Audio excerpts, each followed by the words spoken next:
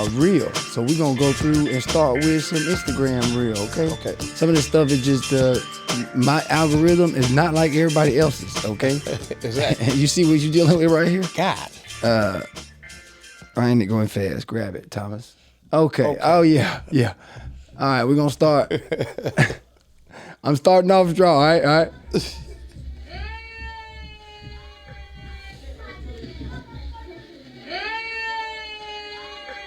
Would you? No.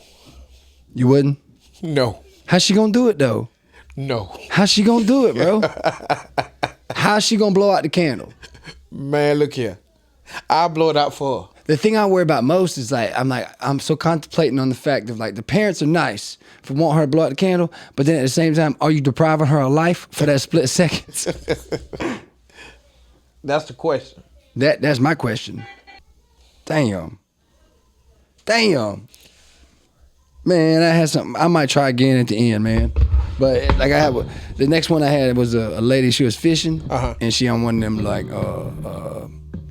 stand-up boards, paddle boards or whatever, and the fish goes towards the pussy and hooks her right on her lip, and she like snatches it off real quick. She's like talking about it. It's a real quick clip, but I don't know.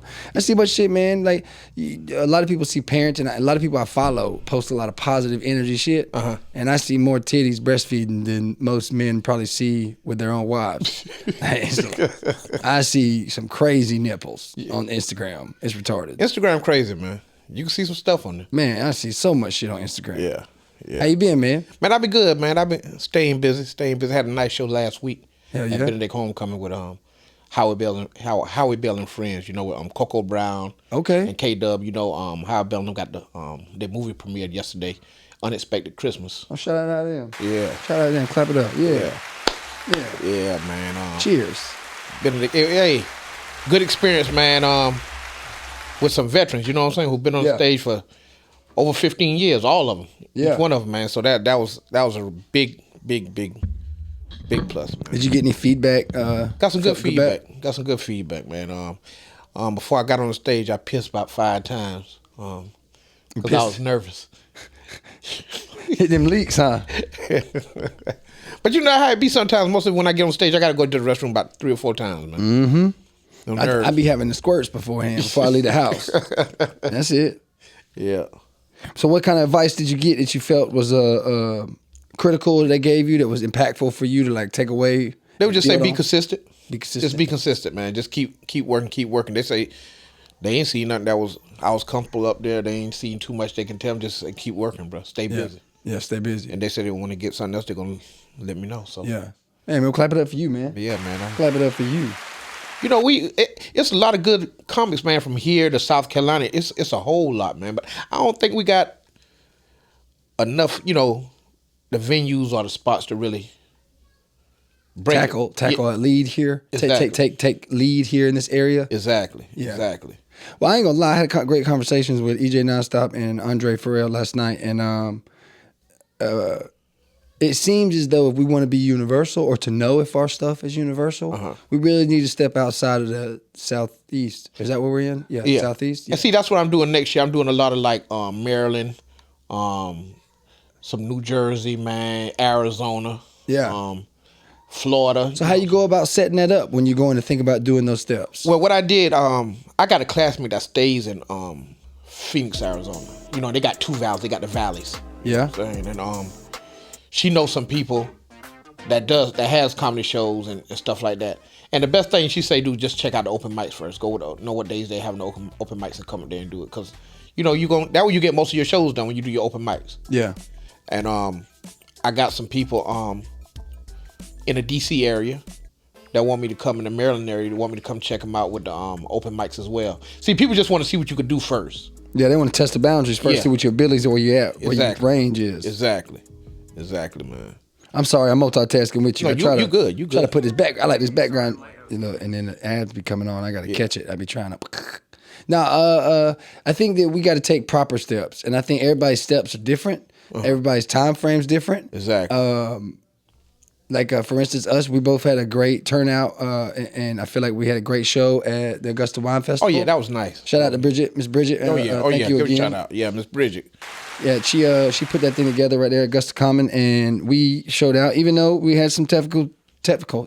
See, this is why GD technical difficulties. Oh yeah, me and you. We both did. Yeah. It was yeah. twice. Yeah. And if it was thrice to Cedric, we probably would have flipped the gourd. But it was fun, man, and it was interesting to change the scene. I think that it was my first time experiencing so much distance from the crowd. Because you don't really hear them. You know, if they laughing or not, you can't hear them. All you can see is facial expressions. Exactly. And we had like some wind, and there was a lot of extra sound effects where you really was just performing by yourself and just seeing the rest of everybody look at you. Exactly. I enjoyed it though, man. I don't mind. You know, I tune everybody out. I just talk, man. Yeah. I don't. Yeah. That's it. It's like tonight. I'm opening up for Live Laugh. Shout out to Mr. Cedric. It's the birthday celebration. Okay. Shout out. And to I think Cedric. that I'm gonna go with. I think I'm trying to build a new set list, and Gotcha. I think I'm gonna go with my nipples and being cold and being a beta bitch right now in the wintertime. And I think that's also gonna translate into like how much I'm not a man, where I can't really cook at all and like deal with these topics and like cooking.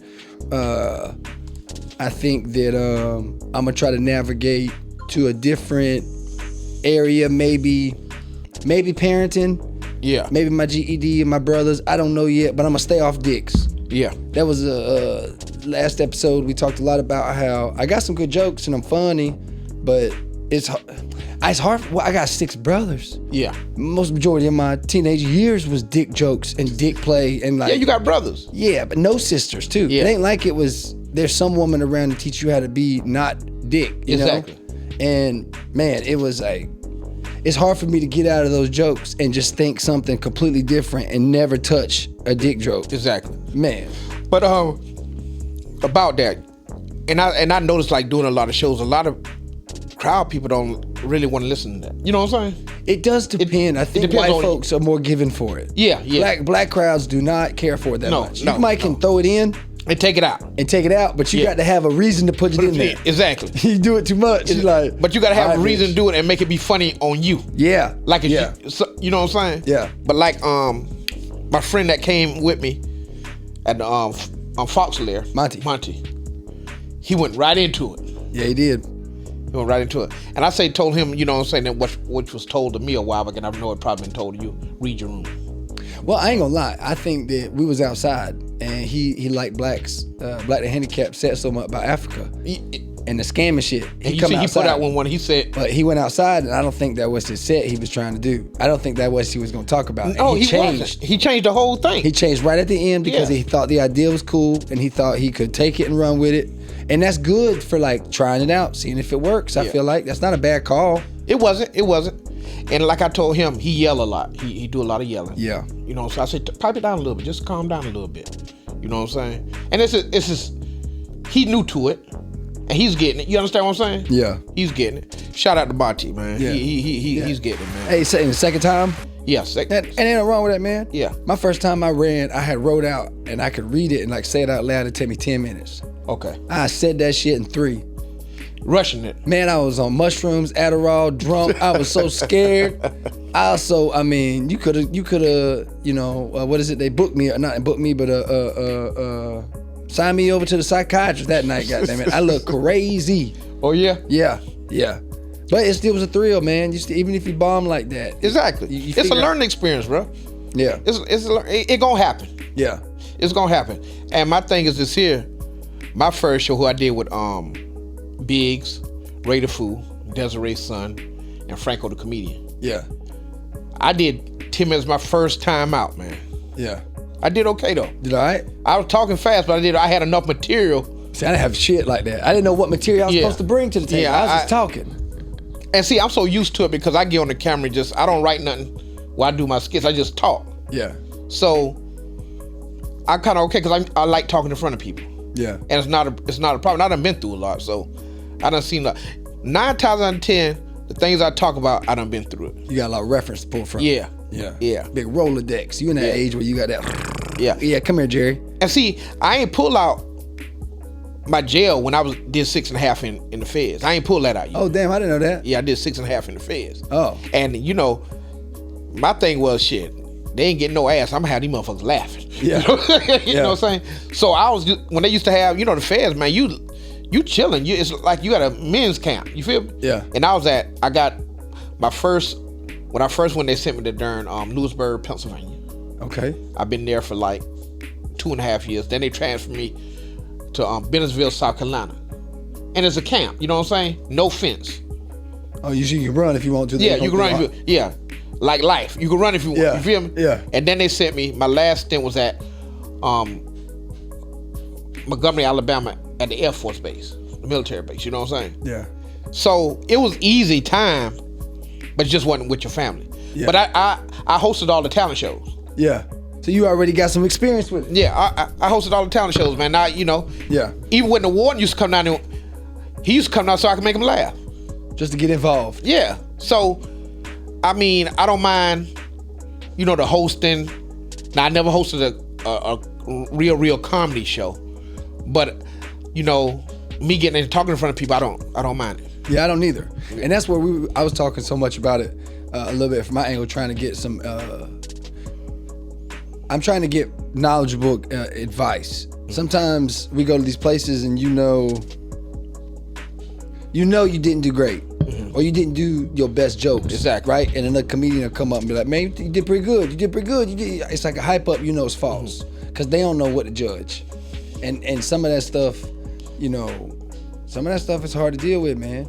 So, and we doing our growth, we only find our own time to keep practicing and keep practicing. Exactly. That's the part about it. I never did 25 minutes. I did 22 minutes. Well, hosting is still, even though it ain't comedy stuff, it still gives you, they say hosting is a good adjective. Exactly. And then hosting, you got to make sure you get that crowd hype enough to bring on your comic. Yeah. And I think hosting is very important. Yeah. The better the host, I think it'll ride smooth. You feel me? Yeah, I agree. Yeah. And see, like, that's where I got my train of thought now. We was talking to a lot of experienced guys about how my natural self outside of the stage, I have moments all the time where I'm just engaging and getting and doing what I should be doing on stage. And then I get on stage and feel that control of getting to say what I want to say. And then it's like, now I want to put you in my head. And that way doesn't seem to be the best unless you really know how to grab the crowd. Exactly. And like walk it in. And I'm very upfront, and I think that's crippling my add-ins. I've learned, and I done did over 30 shows this year, man. The end of this month will be a year that I started doing comedy. Yeah. And I don't do a lot of crowd work. Yeah. You understand what I'm saying? Because I don't know how. Yeah. And I don't want to go up there and look fool. You understand what I'm saying? Yeah. But when I did the show Friday at Benedict, I talked to the crowd a little bit at the beginning. You know what I'm saying? Because it was 30 years, like a reunion. You know what I'm saying? Yeah. And I say I could talk to the crowd, but make it fit into what I'm saying. And then the thing is, I already know what I was gonna say that night because I read the room. And sometimes I write down stuff, and I never say it on the stage. Yeah. I never say it on the stage. That's true too. I got a bunch of stuff I ain't gonna say yet. Yeah, but I'm gonna tell you what a comic told me. A comic told me, keep your same set. Yeah. Yep. I'm hearing that a lot too. It ain't that you got to do it over and over, but you need to have a 5, start from 5 and build from there, but you need to have a solid 5 you're going to start from that works, and that's where you go from. Yeah. Yeah. And So I'm stringing together still. And see, but now I'm working on some other stuff. Yeah. Because I cut off a lot on the first because you only had a certain amount of time. Yeah. And that set that I did is about 15 minutes, but I got 2 more that I add on. I got 2 more jokes on there. I got like 7 different jokes. Yeah. Man, the one advice I heard from 2 guys last time that they done the show last night, EJ and Andre, was like and I never thought about it like this neither. The 5 minutes, let's say your first starting goal is to build 5 minutes. that 5 minutes is supposed to be built to where it don't matter how you say it. You can say the front joke in the last of the 5 minutes, the last in the front, front in the middle. All the jokes should still work no matter the order. Exactly. And that's what I'm still stringing Exactly. together. Yeah. Long you know the joke. Yeah, as long as you know the jokes. Exactly. Yep. So what do you think is the most challenging part so far of establishing your comedy footprint? And the movies and the skits. I think your footprint though. What about it? I think this. First of all, I got to rebrand myself. Rebranding? Like headshots, and I got to get my social media up like I need to. Yeah. I got to market myself better, and like we was talking about earlier, we got to get out of the Southeast region. Yeah. We got to. Even if we take 4 or 5 comedians. Yeah. And we ride together for a weekend. You feel me? Yeah. Whole trip. Exactly. Yeah. Because you look at the 85 South. I love them. Look at 85 Shout out to 85 South too, creating a real brand, a real comedy brand. Exactly.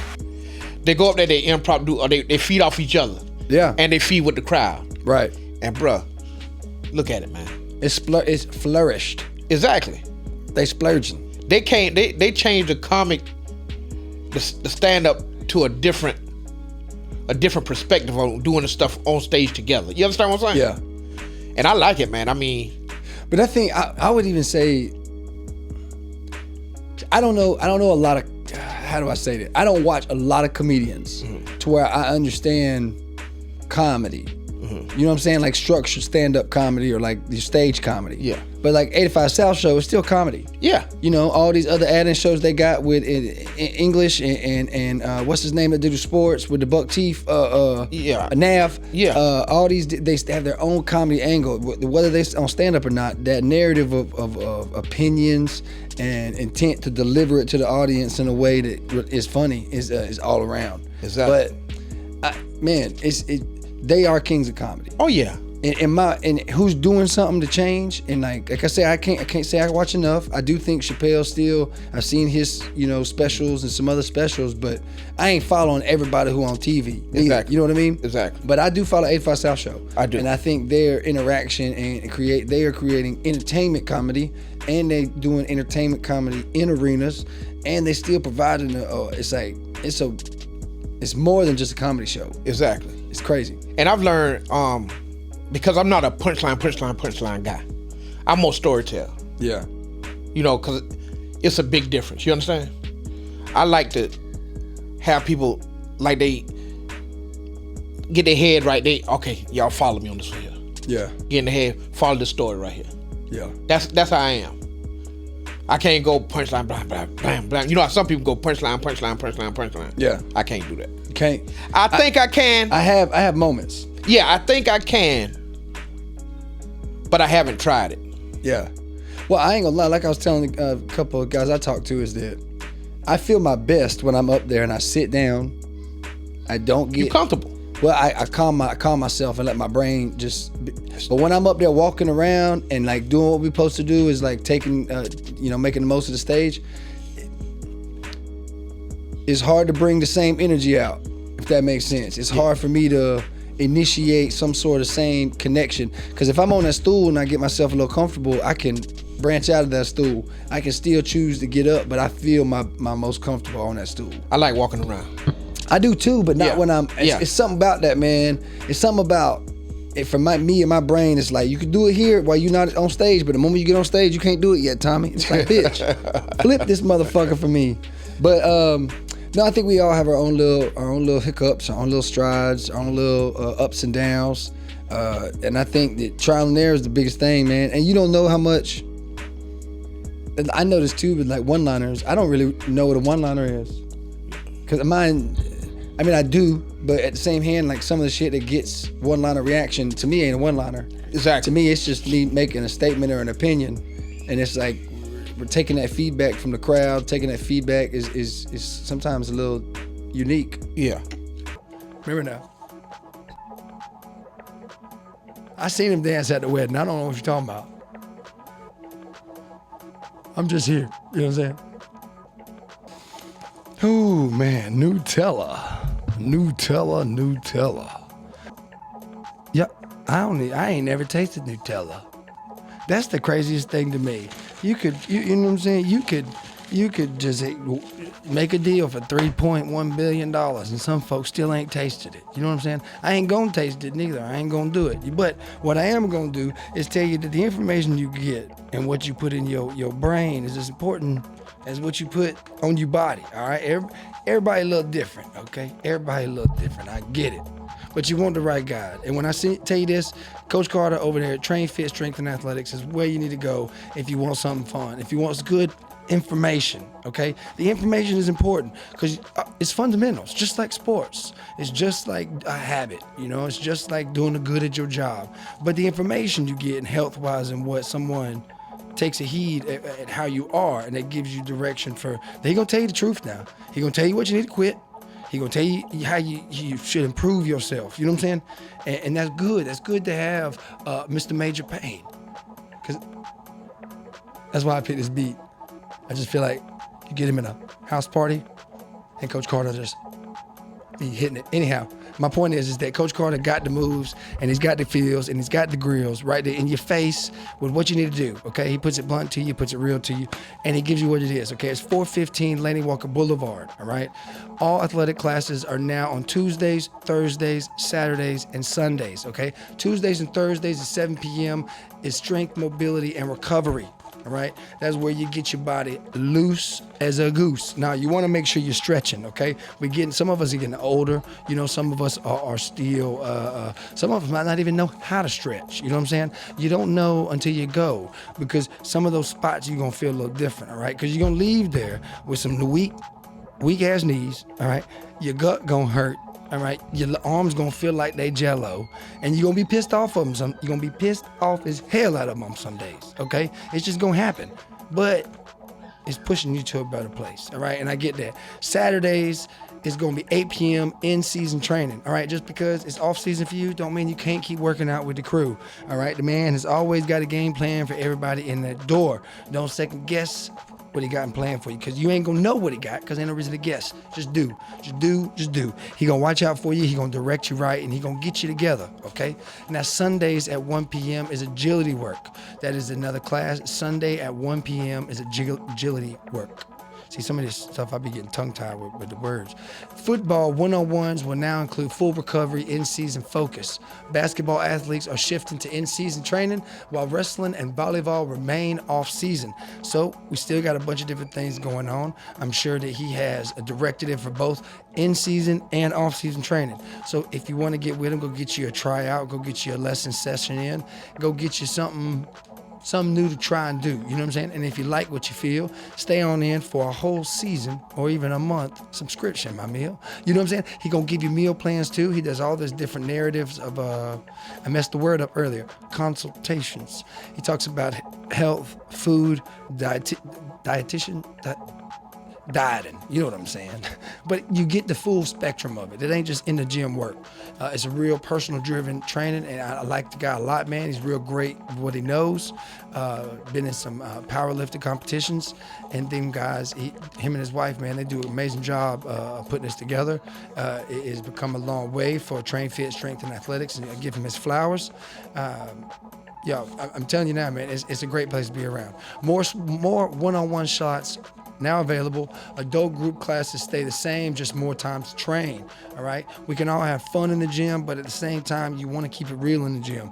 So if you go into the gym to just pussyfoot around, check some ladies out, you know, not really push your body to where you feel like you need to lay on the ground, then take your ass to Planet Fitness. You know what I'm saying? If you want to do that woozy foot shit over there. You know what I'm saying? This motherfucker is ready to work, okay? Excuse my French. But it's a place of environment of working. He's working a lot of youth sports, all right? He's helping out a lot of the adult groups. I'm hearing a lot of rave about it. 415 Laney Walker Boulevard is what it is. All right, guys? So y'all go check them out. If you want to contact them, reach out to them on Facebook, Instagram. You also have Train Fit SNA@gmail.com. That is the email if you want to reach out. Definitely reach out, ask questions, get more information, talk to them about your kids if they're looking and interested in doing sports, how you can receive that input that's going to benefit your kid, benefit your upcoming talents. Coaches, reach out if you want some expertise in these fields, please, man, train fit, strength and athletics is really something special. Y'all look them out. Shout out Coach Carter. Information. Peace. Remember now. I seen him dance at the wedding. I don't know what you're talking about. I'm just here. You know what I'm saying?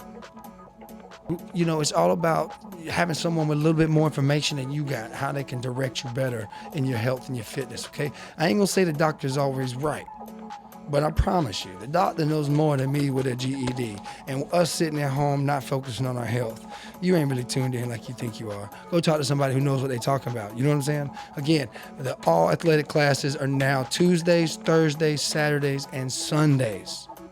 Amen. Thank you for tuning in. Till next time, y'all hit them up. Train Fit, Strength, and Athletics Performance Center is open, running, ready, and running through it, all right? And, you know, yeah, that energy, that's like, I definitely look at Hayes and Happy and Jonathan, some of the guys you saw perform, like the handicap. Yeah. I say the word compete because my vocabulary is low, but I do level myself. Mm-hmm. Like, I'm trying to get good. I'm trying to control the crowd like he did this time. I'm trying to do it consistently with energy every time like Hayes has. I'm trying to host and maintain conversation with the crowd, every involvement with the crowd like Sir Cedric. Like, I'm taking these attributes we see and going for trying to stretch mine further. I'm trying to do more comedy up this way too. Yeah. There ain't a lot. No. It's just shows. Yeah. There's the only thing up here is Monday night. That's it. And you got Miami Vibes on TGI Fridays, and you got Sir Cedric on Live Laughs. Well, you got the scene too now with Cora Ivory. And then my classmate, she got the Pedal Pub, but they don't do comedy too much over there. They have. They've done the competition. They've done a couple shows, but not in the sense of like where I could send you. I know it's gonna be there every month. No. I don't know if they have a regular, is what I'm saying. She told me to come meet her. I need to meet her, talk to her. I'm trying to tell you, man, there's some unique, but it's just, I don't know how we supposed to offer more if the crowd don't come out for what we offer. And that's my thing too. Well, we got to be good. We got to get good enough to build it though. Yeah. And that's where, it takes the years and the years, but it really makes me think about it differently when I hear that I got to go outside of the Southeast to really judge my material. And it's like, well, damn, all this shit I'm saying could be trash. Every bit of it. And my energy could be what is really propelling me. I just don't know that. And I don't got nothing yet. Yeah. That's how I ain't gonna say that's how I took my conversation, but that's how it makes me rethink my approach on what my set's gonna be, or like what approach I'm gonna take now. Cause I ain't never traveled outside the Southeast. You know what I'm saying? So I wouldn't even know what a New Yorker felt like on a regular, other than what I see on YouTube. And I heard they're easier though, man. I don't know. I couldn't tell you. Yeah, I heard they're easier because they love comedy. Yeah, but see, I also heard that there's a difference between doing entertainment comedy, doing comedy, and then a comedy club, or an open mic, a comedy event, and a comedy club. Apparently there's different audiences. I ain't never been to no comedy club other than the Comedy Zone in Greenville, South Carolina. How was that? It wasn't bad. It was bad. What, they give you like 4 or 5 minutes? No. You go up there. I'm on it in December. Again, Funny or Fired. It's like a interactive comedy show that the audience gets to kind of be a part of and certain throughout. But then, let's say it's 12 comedians show up to play. Certain rounds are developed, but the first round you get a minute to do comedy, but you got certain hiccups you got to do, or handicaps. So like one of them is hot sauce, one of them is eating powdered donuts, one of them is getting balls thrown at you, one of them is facing away from the crowd, one of them is being blindfolded, one of them is having headphones on. So you do this and the crowd judges, or they don't judge in claps. They judge in boos. So they kick off the loudest boos. So, and then you get down to the next level where you perform a little set, and then they judge again, and you get to the final where somebody at the end wins money. It's fun. It is fun. And don't get me wrong, if you're going out there and expecting to win it, you might, you know what I'm saying, if you're good enough, but it's just about, different crowd engagement, different environments, different experiences. Whether to me, how I look at it, I'm looking to have a great time and a great experience and do a great job every time. I don't always offer that, you know. I'm still learning, you know. Yeah. But it's still my goal every time, and I do always walk away with something. So you that what you did the first time you went as well? The first time I got hot sauce, and the second time I had to wear a mask. So you got hot sauce. You got to talk about hot sauce for a minute. No, I had to eat hot sauce, and I don't eat spice, so it was a little difficult. Hayes did it the second time we went. I had the mask. Hayes had hot sauce, can like breeze through it. But to me, it was like salsa, but like hot salsa, hot salsa. And I was like, I was clumpy, lumpy, hot. I was distracted by that shit. It caught me off. It was the worst one I could have got for my first time. But I wasn't gonna be no bitch and like, who want to trade with me? Yeah. Fuck that. I'm gonna get up here and take this experience of this game, goddamn it, and eat this hot sauce. And then you had to do the mask one time? That was the second time I've done it. Okay. Yeah. Both times. The second time I feel like I had better odds, but I still got booed off on a second judgment boo. And first round I lost both times, first round. And I don't see, that's to me like most, I don't know, I feel like I get to certain go ahead. Yeah, babe. Babe. I'm gonna You heard me? No, I'm doing the podcast. What's up, boo? All right, I'm on my way home. You on the way home? Yeah, All right, love you. love you too. All right. Yeah. Let's see here. But no, I just a lot of people be like, I don't bomb, and they really be bombing. Yeah. You man, let me tell you something. I went to Wits End about a week ago in Charleston. Mm-hmm. Man, it seemed like you could hear a rat piss on cotton, man. I was up on the stage, man. That quiet? Yeah. But when I went up there was only 3 people in the audience, man. Everybody left. When I was in line, I was number 4. By the time I got on stage and by I signed my name, I was number 17. Damn. Switch around, switcheroos. Nah, they was they adding people names on it while they was up there signing, you know? Yeah. See, I had you came out 2 Mondays ago. We had the shootout, right? So the following week, I killed with a crowd full of lesbians. And I killed with the idea that they a strap-on team. I'm silicone team too. So we both silicone team. Exactly. You know, we on the same. Mine's a pocket pussy. Don't change no different to me, you know. But that conversation and like narrative I laid out for that set was great. I took that shit to Atlanta. Not a bit, nobody bit on that fucking shit at all. I mean, you got some people bit like this motherfucker crazy. Like, you know, this white dude is nuts. And you hear that little chuckle that's not really a laugh. It's like, I can't believe this motherfucker's up here saying this. And I had to redirect quick. And I did get some engagement towards the end, but I wasn't getting no real, it didn't get any real turnaround. So was that the spot with Destiny Pippin doing? Yep. I went to the strip club. Wasn't no titties in there though. God damn, wasn't no titties. It disappointed the fuck out of me. Damn show did. I did a show with Destiny in Somerville at the playground. Yeah. Shout out to True Stories. Yeah. Oh yeah, shout out True Stories. I know True Stories. Yeah. I'm trying to get HB back on the scene. Okay. HB great. His ass dealing with shit, but trying to get his ass back and move. Yeah, I wanted to hit that Atlanta scene, man, and it's nice. It'll get you some motion for sure.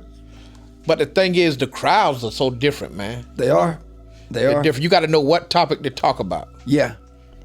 I went in there too. You know, the crazy thing to me is my opening joke I meant to say was I didn't do it. I always get nervous when I think about new jokes on the spot in a new place. Mm-hmm. And new places really take control of my anxiety a little bit. I feel so cocky until I get on stage. Yeah. But I had just got my gold tooth. And I walked up in the strip club and I wasn't many men in there. Yeah. Right? It was some women and there was a couple men, but ain't nobody had no grills. Older women? Older? No, they were still young. I mean, yeah, they was older than me, probably in their 40s at latest. But still environment, it's still a strip club. Yeah. Man, by the time second comedian goes on, motherfuckers all around me got grills. I'm so fucking sad. I can't show this shit off for nothing. Yeah. That shit, man. I wanted to make jokes about it, but I didn't follow up. I got up there, and their spotlight is completely different than a stage spotlight. That motherfucker shine. Yeah. God damn. Yeah. I couldn't see the crowd, bro.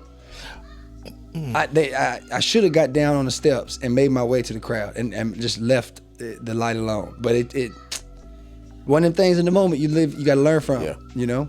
Destiny good. She cool. She cool. Destiny real cool, man. Oh yeah. I fuck with her. Hell yeah. She when we was at the Uptown Comedy Corner, I've had some good sets where I get up there after. I love going after a white comic that don't do well. Yeah. I love it. Because I like to placate. Y'all didn't think y'all was going to see another cracker tonight. And I like to lean into the dumbness angle of us, because especially if the person in front of me makes an ass of themselves with like how they communicate about wanting to say the N-word and can't say the N-word. Yeah. Oh, bro, I love that shit.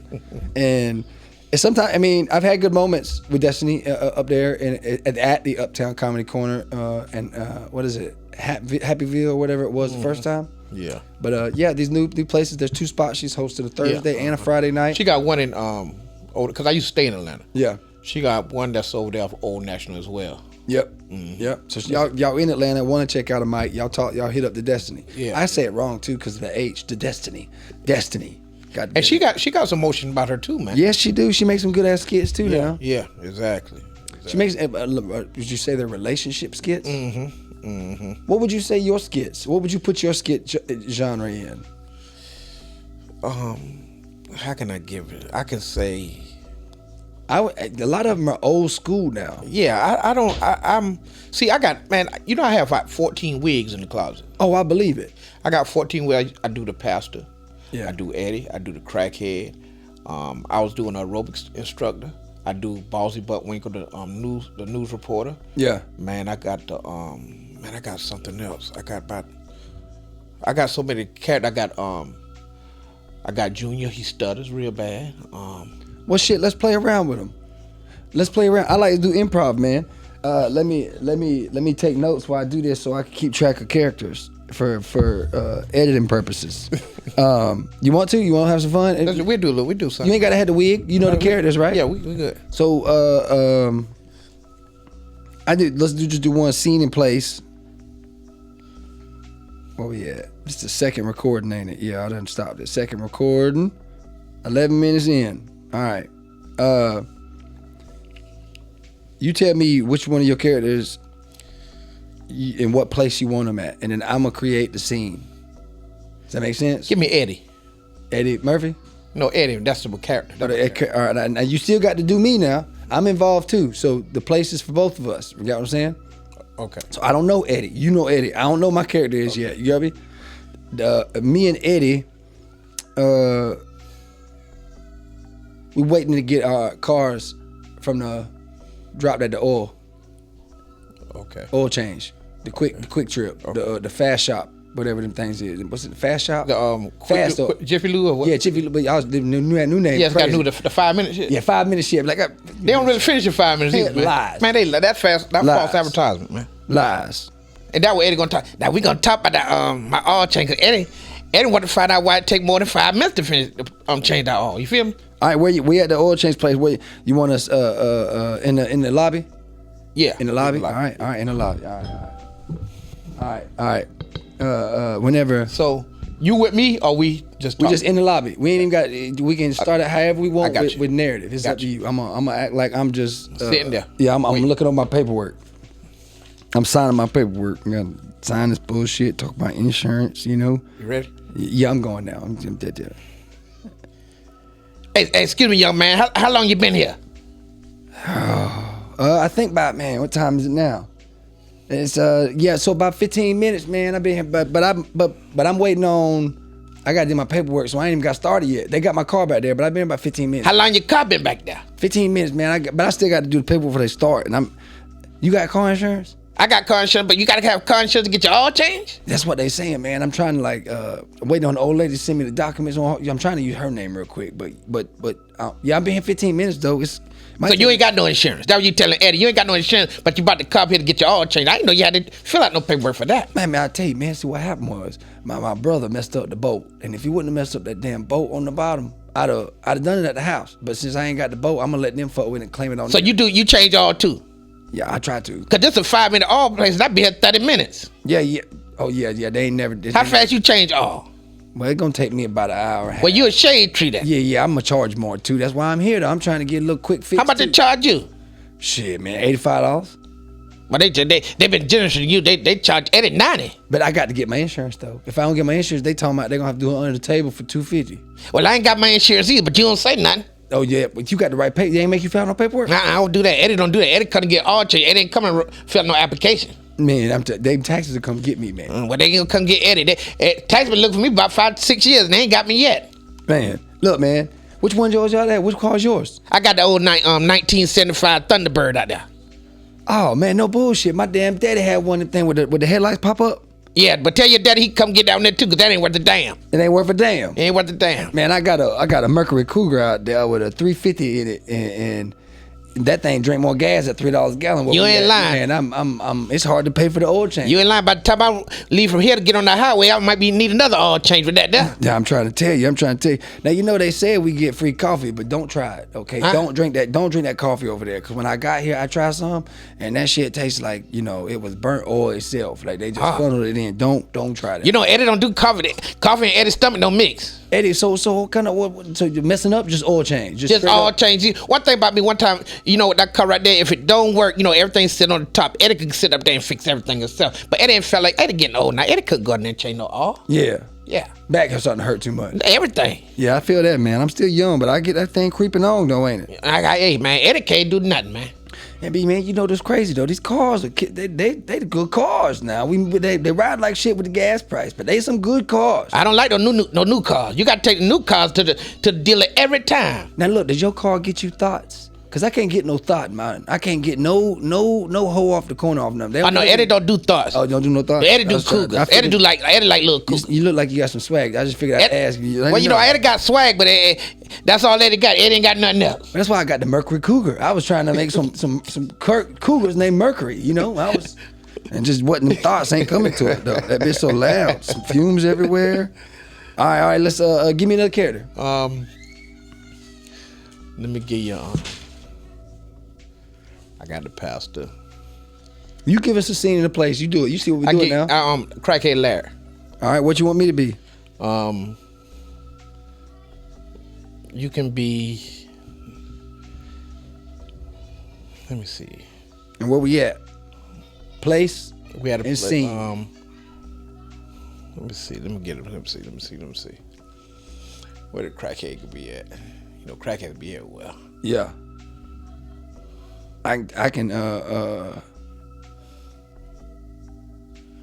you tell me, man. Let me see.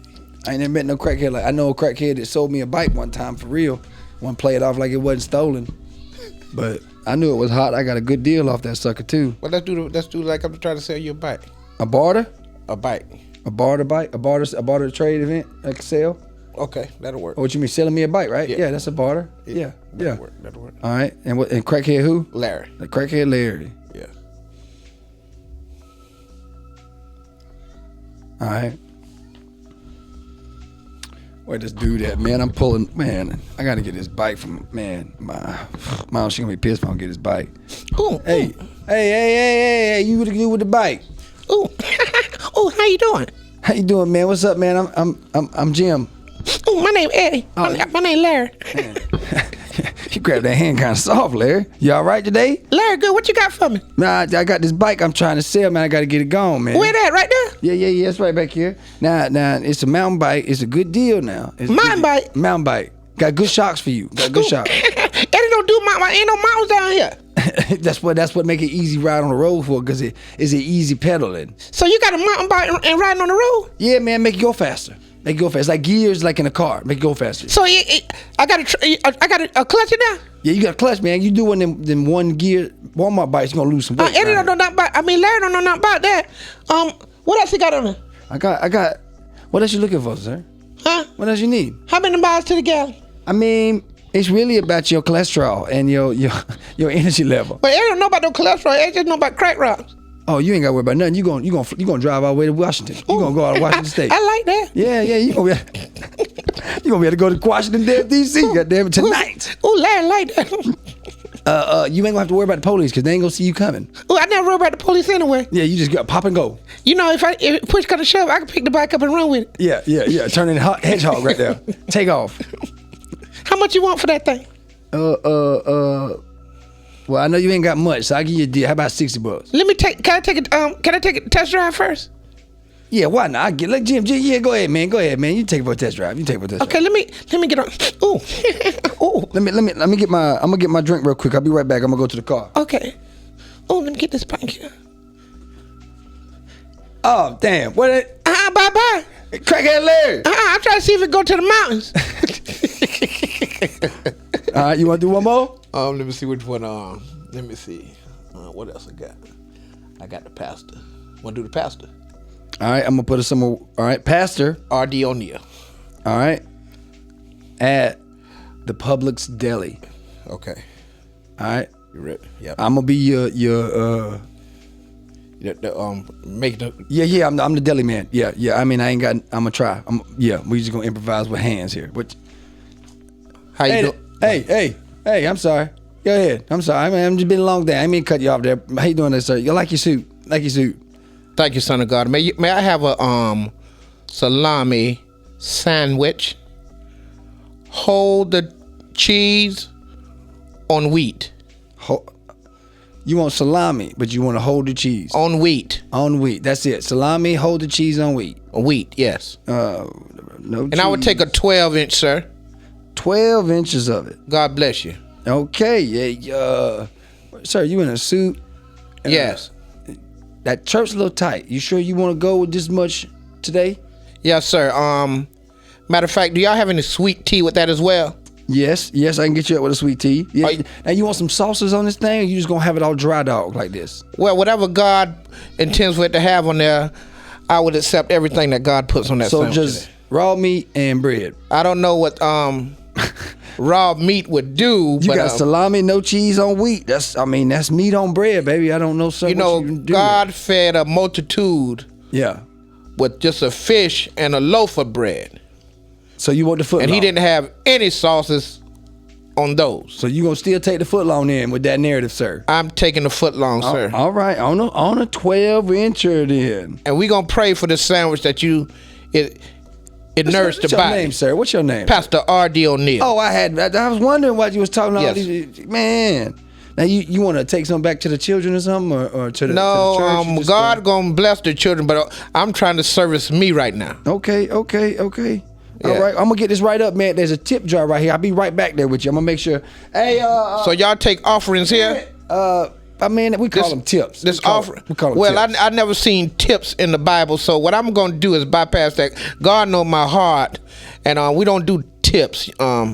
Everything that we do is for the Lord, and I didn't see in any.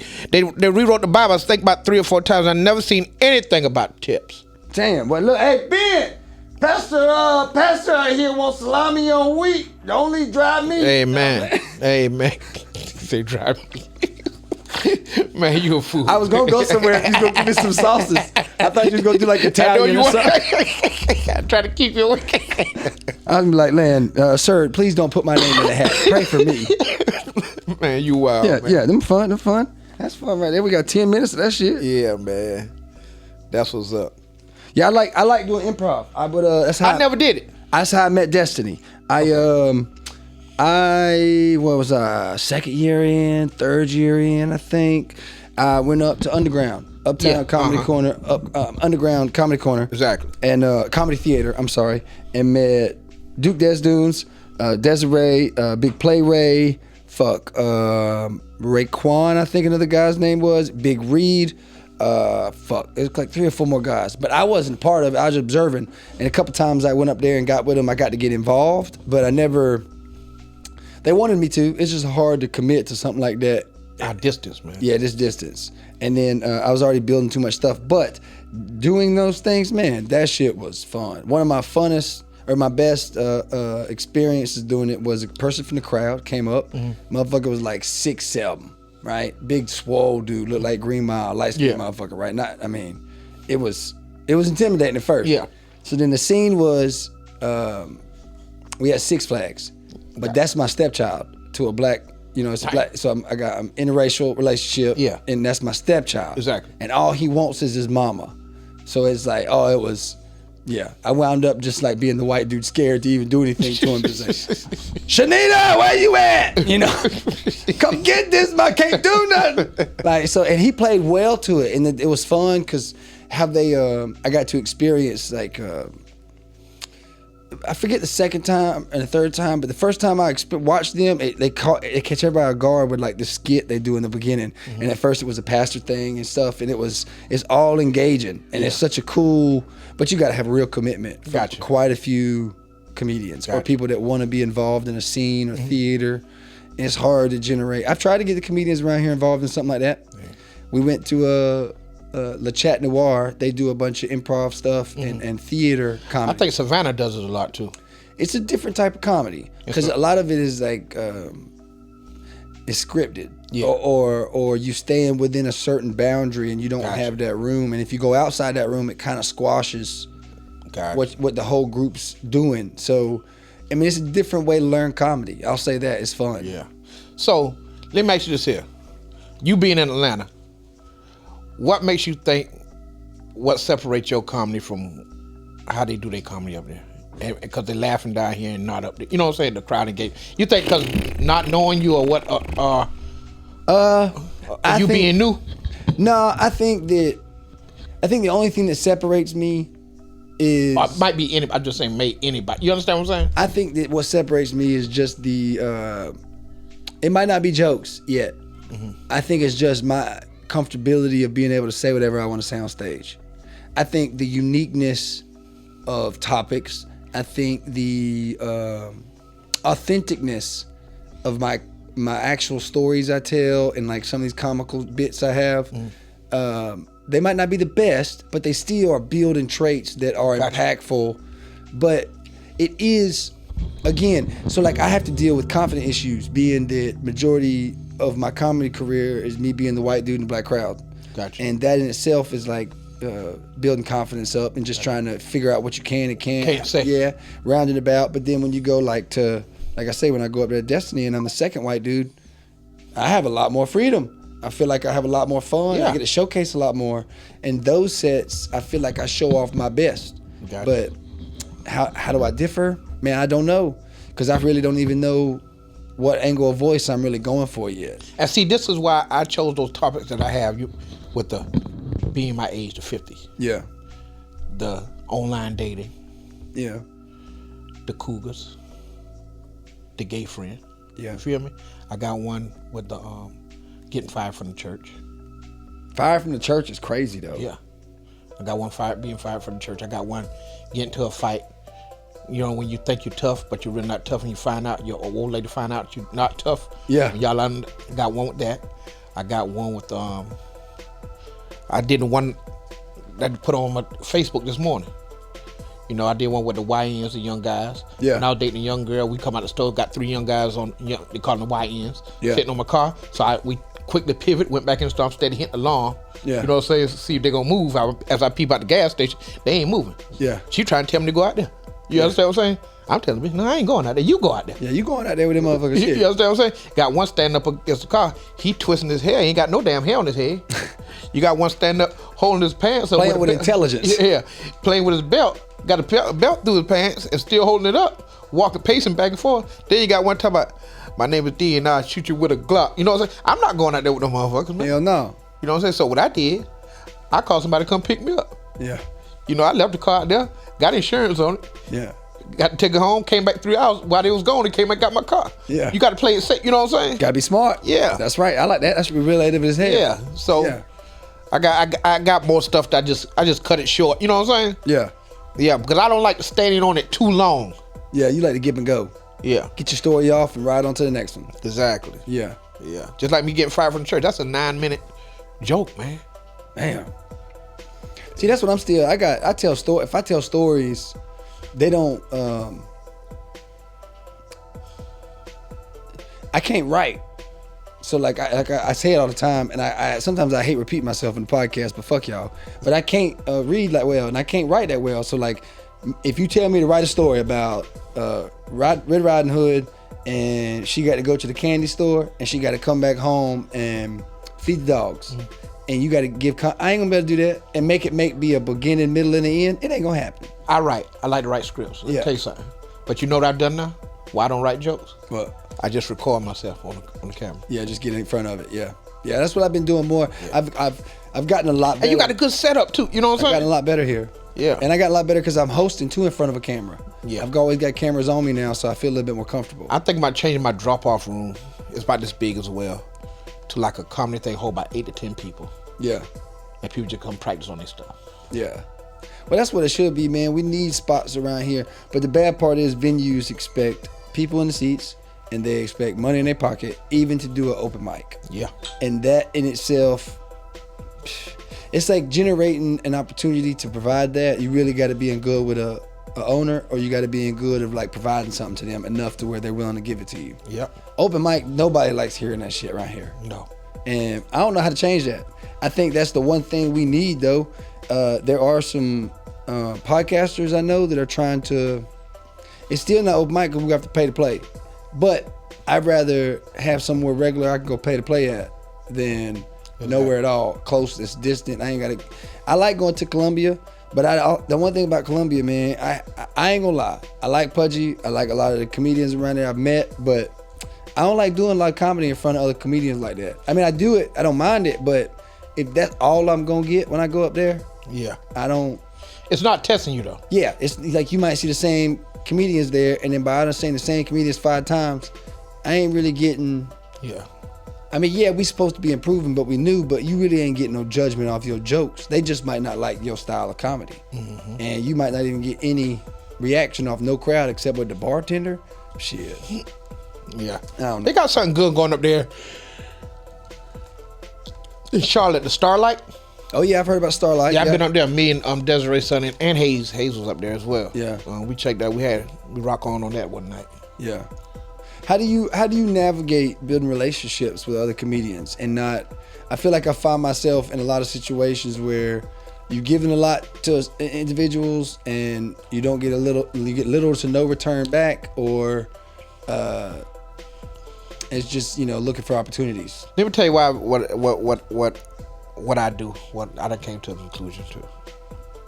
Because I'm not at a point that I don't have a building to put people on who looked out for me. You feel me? And it's out of my control to put people on a show that I just got put on. You feel me? Now, if I was having that show or something like that, no problem. You know what I'm saying? Because these people looked out for me. Desiree Son looked out for me. True Stories, man. Biggs, man. Howie Bell, Jim Boy, man. Cedric and all. They looked out, man. And now I don't want to miss nobody. If I miss somebody, I apologize. But and you know how you be wanting to give back to Ray the Fool. I mean, Ray the Fool and Stephanie. I never met her, but we go up there. Yeah. To make you and Julio Hennessy and those guys. So I be trying to find. I'm trying to, like, right now I'm in the process of trying to find a venue. You know what I'm saying? So the comedy show is free.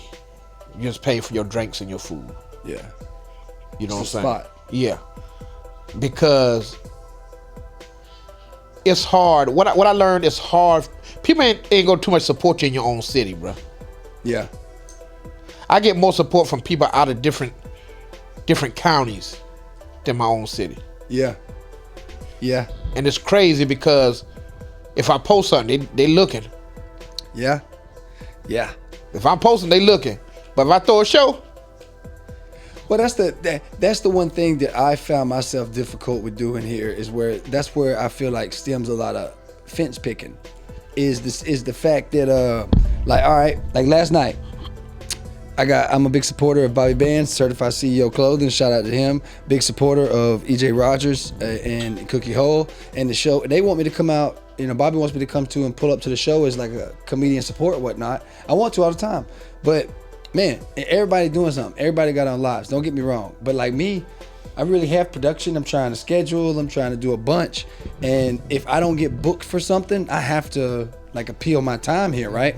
But I do feel like you see and feel energy shifts. Yeah. Because you can't supply that Yeah. You know what I mean? Like, so Cedric is the guy who's put me on, who's gave me a ton of advice, who's really been patient with me, because I feel like it's taken me a longer time than most to catch on to how to find angles to the crowd, or how to pick up on who's what. And it's like, I listen to people in front of me go, that's like the Monday you was there where Happy he didn't put me on the list. Yeah. That whole time I had a lot of shit in my head from being aware. I thought he wasn't gonna put you, you know what I'm saying, till you like, you know. Man, that's you know, I don't have that's the one thing that bothers me with this lane, is that if I start getting personal with people, you're not gonna treat me with the respect I demand. And if you take it outside of comedy and you trying to be buddy, then you got to respect my terms. Yeah. Because that's what I'm gonna have boundaries for, right? And like, I don't know, if I have an issue with you, or if I feel like there's tension or something, I might reach out to somebody that knows us and like see if I'm wrong. Yeah. See, maybe if I'm in Get an opinion, get another. Yeah. I don't want to stir a pot. Yeah. If I feel like you don't give me no lead, and I still feel, I'm gonna call you. Yeah. I'm gonna reach out and I'm gonna blunt with your ass. Yeah. And like, okay, I done lost Facebook comedian friends in the Yeah. sense of like, you can see the energy shifts, and it is stealing jokes. I have to accept that Happy technically stole my joke right in front of me and performed it to the crowd, pretty much the premise 3/4 of the way through. And knowing I'm going up right after, I can't do that joke now. Bullshit. Hey, bullshit. Let me tell you something. I did it still, but like, Oh, yeah. but like after the show and we get done and like we talk about it, you know, you can only say, "Oh, I didn't mean to do it like that." Well, this better not happen again. Yeah. You know what I mean? Like, this is not cool with me. And then the other thing is like I was saying, it's hard to get places. Yeah. So I may not get to go every Monday. And I'm here sometimes, or I'm, you know, having to accept being on dad duty or whatever. But I ain't made many shootouts, and he hates that, because I've won some weeks and like didn't go to the shootouts, and he'll be like, "Oh, bother, like, I don't give a fuck if you come or not, because you usually don't show up no ways." And so he has that energy with me. And then like when I show up, I was there at 8:15. I wasn't that late, and I was right in front of his face the whole show. And I texted him, "And you didn't want to put me up." It's more than just. So I ain't dumb. And I hate how we gotta play subliminal games. Yeah. Does that make sense? Like, Yeah. I'd rather just excuse myself. But the thing is this here. This is what I tell people. If I'm in at 8:15 or 8:30, you know I'm there. Yeah. It is what you don't know what I got going on, bro. Yeah, you don't. But know you what ain't I'm reaching out neither to check, or Yeah. like, you can't have no hard feelings because motherfuckers ain't showing up at 8. Yeah, I'm here. Right. And there's plenty to go first. Yeah, I'm here, bro. And the crazy thing too, let me point out, because I'm already talking shit, I'm leaving all this in, I don't care how he feels. The 3 weeks before that, it's me and an amateur. The dude who went up in the samurai outfit and the hair and all that, it was me and him for 2 weeks. It was me just by myself 1 week. It was me and Hayes 1 week. So like we filling these entertainment voids. So they have the shootouts every 6 weeks. And the thing is, I never it's like, what's the competition, right? Technically, yeah. I mean, this the thing though, is like, it's an open mic. It's technically an open mic, but you get a premise. And if you don't stay on the premise, you can still be the funniest, but you ain't on the premise, so you're gonna lose points. So you ain't gonna get a chance to go to the money as easily. So they give you what you need to talk. Yeah, I don't like doing that though. No, I feel like if you got your material, yeah, you do your material. You give me a time. Just say you can't do the same material each week. You feel me? Yeah, but I mean, Happy narrates how I'm not knocking him. Yeah. You know, That's they shootout. Yeah. But yeah, I navigate with that shit. I don't know. Like sometimes I do see I try to manage my ego with these situations and relationships, because I ain't but a person that's just blessed. And when motherfuckers start talking shit about you, or you hear that return, you know what, you're doing something right. Yeah. And so just figuring that shit out is the most important thing to me. But I do be looking at that shit, because we here. What I'm supposed to do, I guess we're gonna go you versus me. Fuck that shit. Yeah. And me, I came to the point now, and like I thank Quincy Billboard as well. Quincy Billboard and Ivory Color, they did. Yeah. I came to a point now, bruh. It's like, I don't care if a person book me or not. Yeah. I'm gonna go to open mic, I'm working my craft. I'm gonna build my brand. Yeah. I'm gonna travel. I'm gonna get booked. You feel me? But see, it's so wild. Like, I have these conversations with everybody, and I'm gonna talk to you about this because, like, I have confidence. I have a lot of credible resources with faithful remarks that should big me up. Mm-hmm. But I ain't gonna take myself over credited because you got 30 shows this year. Guess how many I had this year? Guess how many I got all together? And that's 5 years. See what I'm saying? So like tonight, for instance, Live Laughs, it is more than just performing my best. I've also got to do a good job for Cedric. It's more pressure, you know what I'm saying, in home, you at the main show in the town. You know what I'm saying? I get these small opportunities to most, but to me, these opportunities are fucking huge. Like I tell people, man, me opening. Yeah. Every show opening, bro. Opening. I still want to do my best. Yeah, I love it. Yeah, hey, if I that's what my goal. Let me tell you what my goal was for my first year. Don't worry about no money. Learn the craft. Learn the craft. If somebody gave money, they gave it to me on their own. You understand what I'm saying? For getting booked or so forth. Yeah. I just want to learn. Yeah. I ain't want to be in no BS with between different. You understand what I'm saying? Yeah. Oh, that's too much. Yeah. I don't do. One thing about me, I don't do drama. Yeah. And I'm gonna tell you, if me and you talking, and somebody don't like you, you all right with smoke? Yeah, you good. You know what I'm telling that person? Don't talk about him if he ain't here, bro. Yeah. Well, that's let me ask you this. While you saying that, I have talked about Hayes a little bit. I have not put my opinion on if he is stealing jokes or not. I don't have proof. I don't have actual proof. I don't know the jokes that were stolen just because somebody's saying this joke was stolen. There are people that have told me stories that he has. Now, in saying that, I'm acknowledging the information I know. I do feel, I even talked with some of my other associates with the podcast realm of like, how do I approach this properly? Because I don't want to cut it. Yeah. I'm going to call him. But how you approach Hayes like that? Hayes is going to get offended. Hayes is going to be off the rip with me. And it's like, all right, well, I gave you the heads up because it's good content and it's gonna put your name out there. It's gonna put but it's controversial. So, you know, I'll probably have to have him on to let him have his own. But then I'm enticing some sort of war.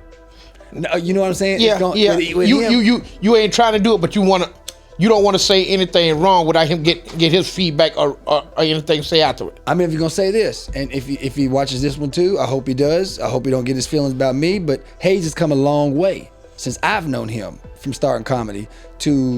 I don't want to influence him in a way where he feels like he has to be that old version of himself because he's competing against narratives. You know, I do think Hayes has an undeniable energy. But I also don't hear Hayes writing jokes. I don't think he does these different new sets. But at the same time, I ain't never seen him really. I ain't got no real evidence of that information. I can't say it's wrong because that's him and his own experience with calling them out with their own facts. I ain't got nothing to do with that, you know? Yeah. You ain't said it. But hey, you know how Hayes is. Yeah. What you want me to do, you know? Yeah. And I never did a show with old boy either. He said he wanted to do some stuff, but he ain't never got back with me. With EJ? Yeah. Nonstop or Rogers? Rogers. Yeah, Rogers is at Miami Vibes. Yeah, they had a good show last night. Oh, okay. Yeah. Okay. Yeah. Tonight is gonna be so fun. Man, I'm gonna be in Goose Creek, man. Man, do your thing, but it's gonna be fun tonight. I don't give a fuck if because this is coming out after, they're gonna be jealous anyways. But oh man, it's gonna be fun. Wow. It's gonna be me opening up.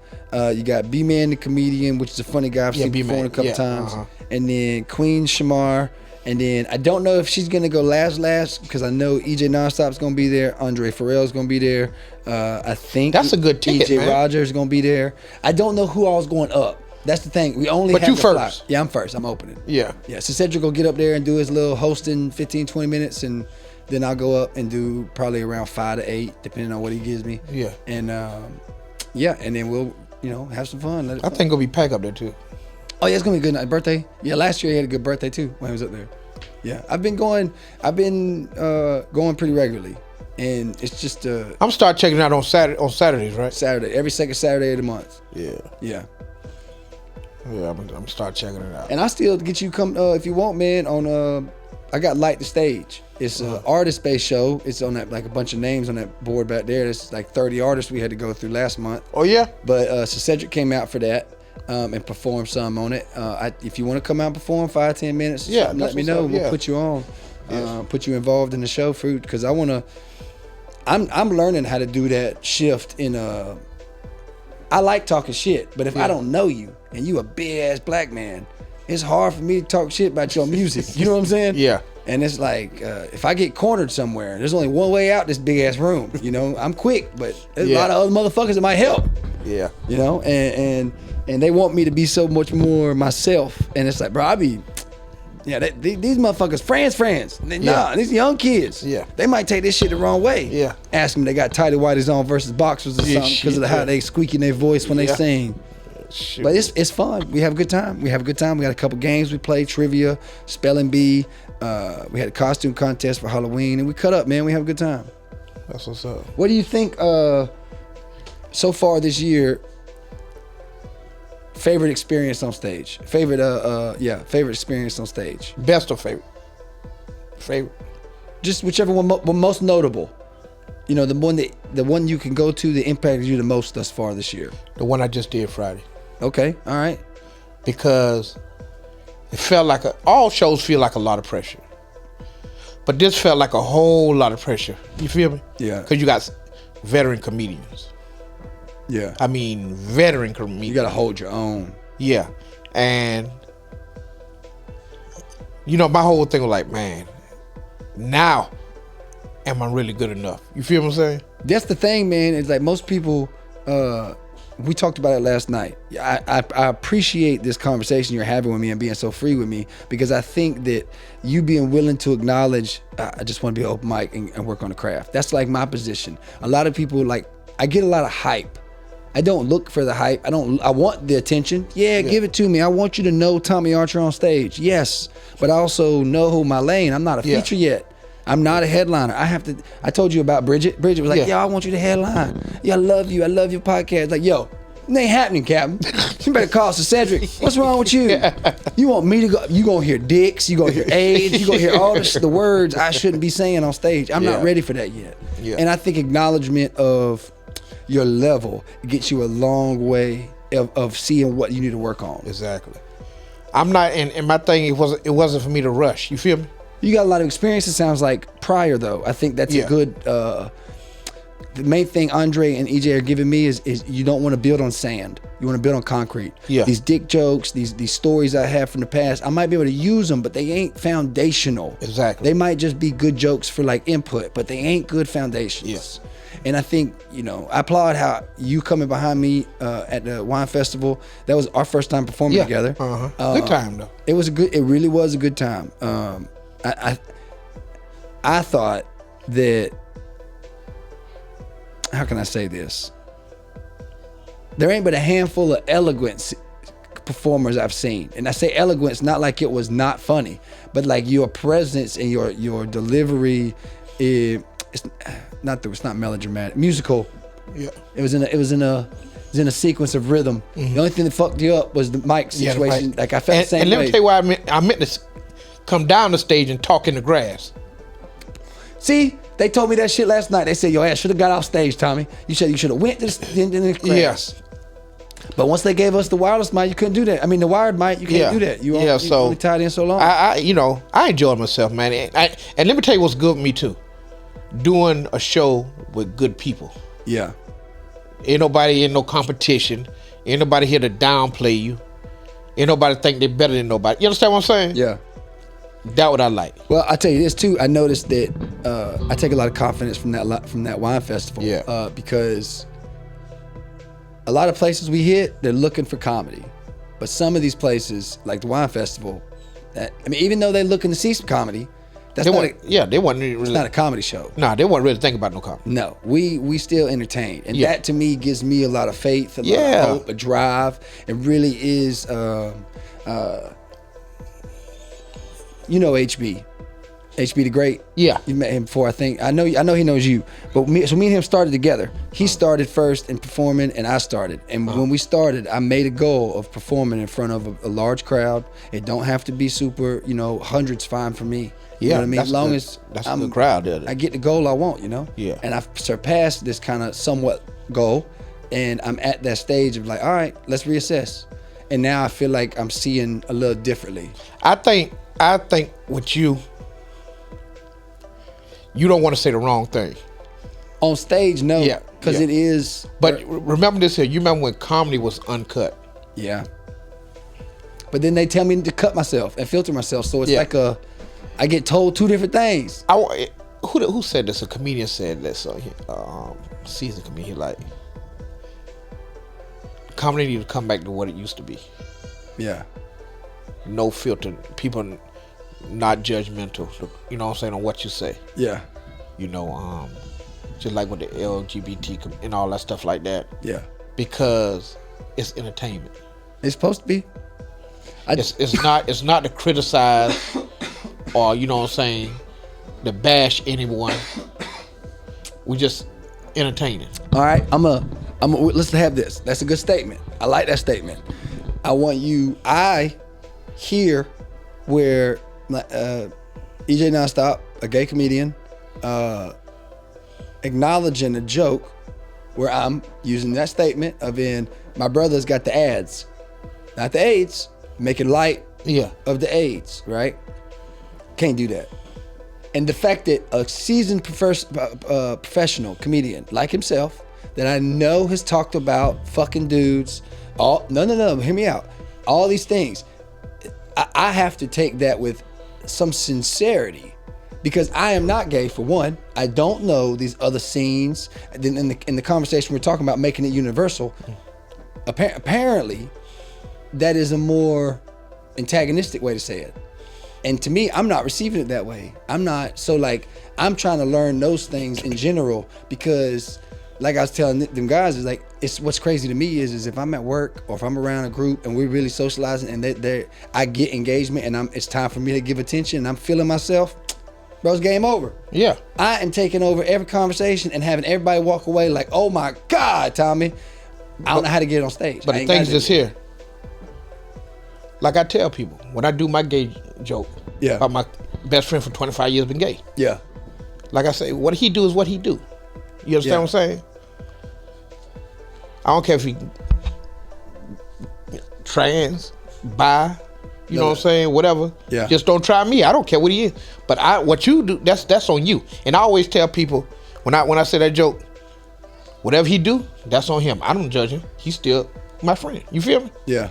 But the thing is, if somebody gay hear that and get offended and don't listen to the whole thing, that's on you. All right, well, I'm gonna pitch it a different way outside of gay. I tell him, I say, look, I got some ideas on a set about midgets. He was like, nah, here you go. You're attacking too hard. Don't even try it, motherfucker. Well, how you gonna relate them to midgets? So it's like, I think what I gotta work on is like, I think that I can't do it. It just can't be the priority. The conversations I'm trying to have with the crowd, I gotta get to. I think that's what I'm receiving on the criticism I'm getting, because yes, some things I'm learning I can't say, and it's not gonna be universal, but some things I just gotta figure out how to get to say. Let me ask you this here. Go ahead, bro. Make it free form, baby. He's saying about what you say, right? Or he's just about the topic? Just say how you come at it. It's like how you present it. Yeah, I presented it like, anybody. The joke is, anybody else ever thought about midgets? My childhood movie, TV show was Pokemon, and I've always felt like they were the real life, turnout. And plus, I could always you get two black dudes on one end. What do you call that? You call that a touching a cock. Go right through her. But shit, it's just too far for most. I get it. So would it be okay if you said little people? I'm asking because I don't know. You understand what I'm saying? I think some people worry about the verbiage. I think he was narrating more so, not necessarily the topics, but it's like how I want to approach these topics. How aggressive I'm coming off just the ideas alone. It's like, nah, you ain't gonna get it off with that idea like that. You gotta find some way to plant and let the crowd be, because all right, and this is where it makes sense, is a sense of when down here, the average person that's seen a midget, that's gonna say midget, that's gonna reference funny with midget, That's going to, you know what I'm saying? All these things, I get it. It makes sense. It's got to be built to. Check this out. I had got a call from some people from the LGBT community. Mm-hmm. You know, to do a comedy show. You know what I'm saying? Mm-hmm. I wouldn't mind doing the comedy show. You know what I'm saying? You know, but the thing was, you can't tell me what I need to say. Yeah, I don't like clean comedy. You know what I'm saying? And the thing is this here. Or controlled comedy, I'm sorry. If you're gonna let me do comedy, don't put me in a box. You understand? Right. Because then you'll have somebody else come behind me and you let them go all out. You feel me? Yeah. But I mean, but see, that's the other thing too, is that no, stop. I'm pressing it, my fat fingers. I'm pressing it. Some people just don't they don't regard it anyways. And some people don't have the respect to even, like, I've done a clean set at a restaurant, and some kids was around, and I did limit myself. I've never been able to do it again. I've tried quite a bit. Yeah. But I think that kid being in that crowd gave me a little more control. Exactly. But it worked better. Exactly. And I ain't never been able to do it again because I have this, I'm trying to change it. It's this mentality in my head where I want to say what I want to say. This ADD, rebellion of authority, you're not going to control me in this place because this is the place where I'm allowed to say whatever.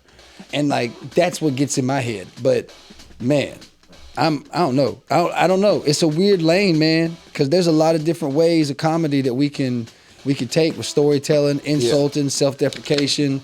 You got one-liners. You got crowd work. You know, there's improv, scenarios. There's so much we can do. I know there's lanes for it. Yeah. But I don't know, man. Some people get up there and you see their energy, and it don't matter if they go off the script anyways. It's still worth it to see them do it. Man, let me tell you something. Like, I don't mind. I'm gonna say this real quick. I don't mind when I see Hayes perform and the energy, and he does a phenomenal job. Yeah. Those comments and these jokes stealing, I don't. When I know a lot of his crowd work and a lot of it's in the moment, I enjoy the energy. Yeah. I done did about three shows with Hayes. Yeah. And I'll be telling her, like, man, he got it, bro. Great stage presence. I say, bro, you got it.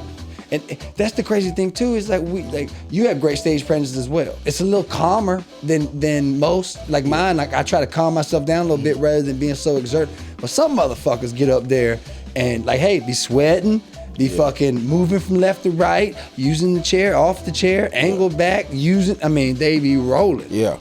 It's weird how we can be, how each of us can be different and still be so impactful. Exactly. I enjoyed, man, a lot, man, with people that I done been on the stage with, man.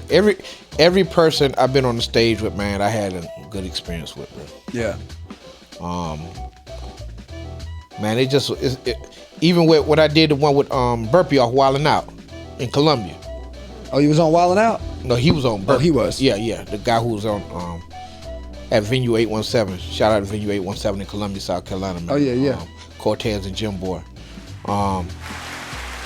Those guys, man, they doing their thing up there. Everybody I did a show with, man, it was a good crew. Yeah. It was a good crew, man. I'm blessed to have met you, man. Yeah, you too, man. I always follow you. I say, man, I got to get up with him, man. Yeah, we said all in due time, man. And I saw you at the pedal pole. Remember I saw you at the pedal pole one night? Yep. Yeah. That competition, man. That's where, like, the first competition I did, I got a lot of notoriety for authenticity and a lot of notoriety from being unique in my approach. Mm-hmm. Maybe not the funniest, but still. Hey, it's not real hate Pete Barlow, but once Pete Barlow left in Augusta, I don't think nobody's funnier. There ain't nobody. I mean, you coming out of town to be funnier than me. Where is he now? I ain't seen Pete Barlow. Pete in Texas. Pete doing his thing in Texas. Okay. Pete's still in the military. Shout out to Pete Barlow. Still doing mics, still doing shows, taking it far. Still wearing them wacky ass shirts, but he still is the man. I sat down with him a couple times, and he tried to help me write and like cut out cussing and change the way I like. You do a lot of clean comedy too? Oh, that's all he does. Okay. That's fucking Seinfeld, Augustus Seinfeld. Yeah. I mean, I don't know where he's from originally, but yeah, that's our Seinfeld in my mind. But he's a great comic. I've met some talent. There is Hugo Alexander. Have you heard of him? I heard that name, Hugo Alexander. I met Hugo Alexander in Columbia with Akia J out of Atlanta. She was in Columbia first. I met them in a spot that's behind a bookshelf. You ever been in that bar? If you know what I'm talking about, please comment where that place is because I don't remember the name of it, but it's awesome. And he's like, man, you got 5 minutes? Let's see it. And I never got to go on stage. But he is tooken off. I'm talking about got Adidas deals, Reebok deals, going all over the chocolate factory from Louisiana, Los Angeles, New York. This motherfucker has skyrocketed since I met him. And he was in Columbia. But he was also doing things. He was also expanding himself to different areas, but he wasn't out there like that. Yeah. You know what I'm saying? So it only takes somebody to see you, bro. That's what I'm saying. So like when this conversation I had about expanding out of here, I really got to take this shit serious if I'm gonna take comedy serious. Even if we go somewhere for the weekend, man, we ride out. How far can we get in a weekend and back? First, like Alabama. Alabama. Can't hit with so many spots at a night, though. That's not a bad thing. We got to see who do weekend spots. You feel me? Yeah. That's the thing. Well, you know what? She do Friday. Yeah. She does Fridays. Who does Saturday spots? Where? Anywhere. We got to, we just got to find out who does it. You feel me? I'm definitely asking some professionals to get me to, if I'm going to do that, I'm going to Arizona. Yeah. I'm going to Colorado. I ain't going to go to Texas yet. I ain't going to 6th Street yet. No, I ain't going yet. Anything you want to talk about before we wrap? I don't want to discredit you having a free voice to promote. I want you to promote yourself too with your movies. Please give me the names where they can find you on socials too. Exactly. You can I got my Deadly Ghost series. It's on YouTube channel on Rashid Michael Films. I'm about to start shooting the season 2 of Deadly Ghost in a couple weeks. I got to get you in there. I'm trying to get it in on Tubi or Amazon Prime, Try to put something that works, yeah. Yeah. And I got it. It's an auditorium in Allendale where I'm at. Hold about 150 people. Or we could take it to Atlanta to our studios, and I want to shoot us a comedy show. Hell yeah.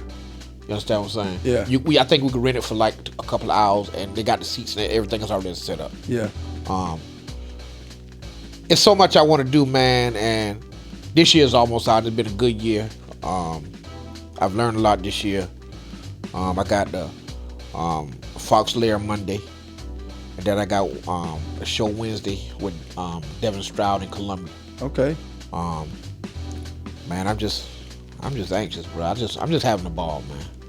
It's all about having fun, baby. Whatever you want to do, you let me know what you want to do. You feel me? Yeah. We could try to do some stuff, man. I'm open to everything, bro. Yeah. So I've got to invest. I got to start more investing in me, though. Yeah. I got to get the quick, Yeah. Build. Well, I mean, it's all piddle work because I'll tell you this. I started with this. My first 4 months was that, and I saved up, bought a camera, had a good savings opportunity, and bought. But it's just, I mean, I'm blessed to have this stuff. Don't get me wrong. I get a lot of praise for the podcast. Yeah. And I get a lot more because I think the production I'm able to output, but this ain't comedy. Yeah. You know what I'm saying? And deep down, like you say, even because you got the camera, it's about what you put behind that camera too. Exactly. Don't just discredit just because you got whatever quality. I don't want nobody to feel that way. That's one area I feel like I try to promote as well when I talk about this, is because just because one person is blessed, that don't mean you can't find similar blessings. Just because the blessing is for them, don't mean you ain't got one coming for you. Exactly. So be grateful for what you got and fulfill what dreams you want with what you can, Not to you, but to our viewers. Anybody. Yeah, absolutely. And I like I said, once I get that drop room, like a little comedy area like I want, you got to come check it out, man. I will, man. I definitely will, I think I want to do people like 3 to 5 minutes. What you think? 5 minutes. For open mics? Yeah, just we just working on stuff. 5 minutes. You know what I'm saying? Open mics, yeah. Because if you get a good turnout, you gonna have 5 minutes. 5 minutes, man. Bro, we did 30 music artists, 2 songs apiece, 4 hours. Yeah. Yeah, it was retarded. That's 10 minutes, pretty much 10 to 12 minutes a person. Mm-hmm. Man. That's what's up, man. I enjoyed myself though, man. I'm hoping you did. I hope you did. Oh yeah, you know that. Hey man, I appreciate you coming on for real, man. We will get you back on again. We'll still top it up, talk about more stuff again. I appreciate you having this cordial conversation about comedy, chopping it up in these avenues, because I think that a lot of us have these opinionated conversations. I like to always be vulnerable myself so I can get honest feedback, and I think that knowing how other comics feel, vibe, their approaches, it's always good information to have, man. And check me out on Facebook, Ahmad Penn, comedian Ahmad Penn on Facebook, and on my Instagram, Ahmad Penn 6. Yeah, man, y'all check out them skits too he got. They funny. Yeah. And check out all them wigs. Hey, till next time. Peace. Peace.